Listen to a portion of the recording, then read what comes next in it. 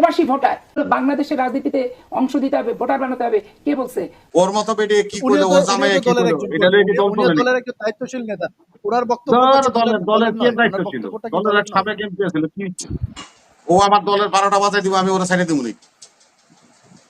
দেখেন না ওর বিরুদ্ধে কি অ্যাকশনটা আছে দেখেন। দল থেকে দলের নীতি নির্ধারক যারা তারা কেন? আরে ভাই দেখেন না অ্যাকশন কি হয়। হারুন দেখেন না চাপাবাজি করে, ঠান্ডা হয়ে গেছে না হারুনের চাপাবাজি।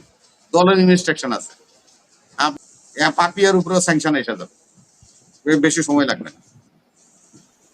বেডি আছে হে কয় যে প্রবাসীরা ভোটার হবে কি লেগে, মানে তার কথা আর আমার কথা কি এক কথা? শুনেন, দল করে বলে চামচামি করি না।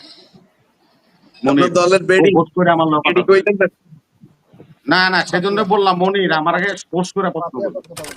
প্রবাসী ভোটার বাংলাদেশের রাজনীতিতে অংশ দিতে হবে, ভোটার বানাতে হবে, কে বলছে? ওর মত